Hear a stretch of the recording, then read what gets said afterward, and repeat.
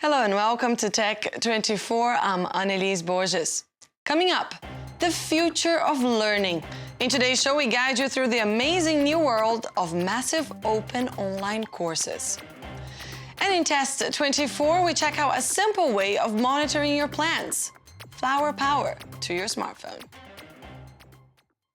You may not yet have heard of MOOC, but chances are you will in the near future. MOOCs are massive open online courses aimed at a large-scale interactive participation via the web. Across the world, students can access content from prestigious universities for free. Here's a look at how France is experimenting with MOOCs. These students follow classes in America's elite universities while sitting in a Paris cafe. They don't have to get into class because courses are available online. They're called MOOCs, massive open online courses, and they're free. I would have never made it into these top schools. I could have never paid for the tuition for Stanford. You don't already need to have a degree to access these courses. You can have any type of professional or academic background.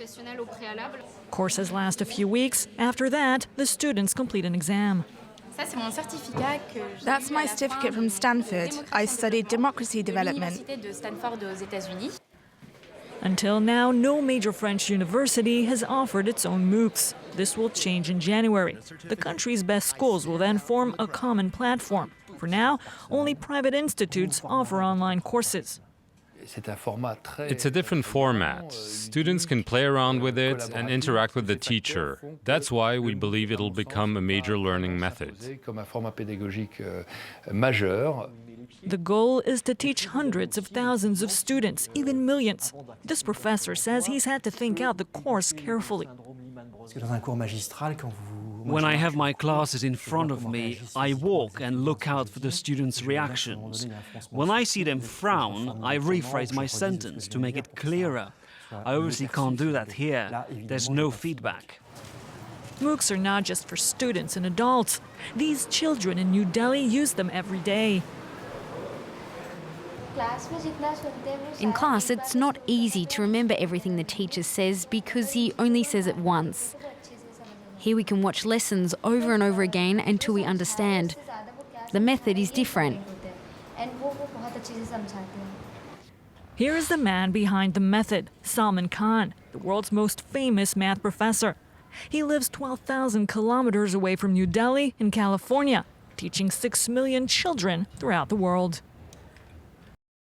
And Marc joins me now. Marc, MOOCs started in the US with prestigious brands such as Harvard, MIT, Stanford. But how about the rest of the world? How is that initiative playing out? Well, interestingly enough, the UK, which was at the forefront, were pioneers, really, of open distance learning. And the Open University has just celebrated its 40th year. Now, they've teamed up with the British Museum and the British Council, and together with 20 of the top universities in the UK, to bring MOOCs, to make them available in the autumn. And that's absolutely fantastic. It's going to be an organisation called Future Learn. Now, they've also got take-up from the University of Auckland in New Zealand. They've got Monash University just came back to me, which is in Melbourne in Australia. But again, we were talking about the ones in the US, MIT, but they've managed to get take-up from a huge amount. Now, you search anyway for MOOCs across the internet, you'll come across edX, which is this joint venture which started last year between Harvard and MIT. Now, they've got the University of Kyoto, who've signed up, Berkeley, and they're providing all sorts of very diverse courses.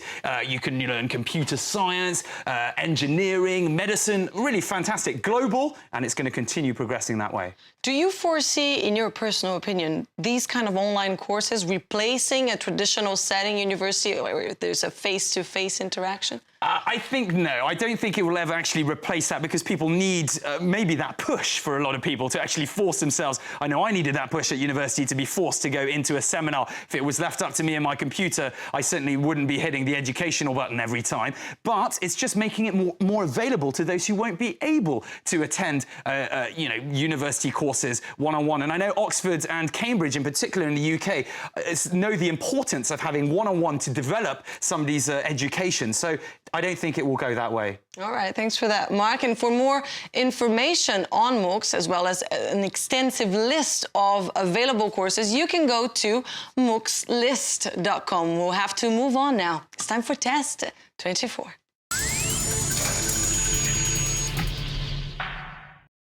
With our daily lives increasingly full and with few of us able to afford a personal home gardener, Flower Power is the answer for all your plant needs. 24 hours a day, wherever you are. The Parrot Flower Power sensors measure in real time brightness, temperature, moisture content of the soil and the fertilizer rate to guide you in the care of your plants. Marc tested one for us. Marc, did the Flower Power make it easier for you to tend to your tulips? I've got to admit... These are not tulips, I know, but... Gerberas, red gerberas. Right. Now, that's going to make it sound like I actually know a thing or two about flowers. I really, really don't. And this was... I came across this test slightly with trepidation because it's not often that I have no green fingers whatsoever. Horticulturalism is not top of my agenda, but again, we have to try these things out for Test 24.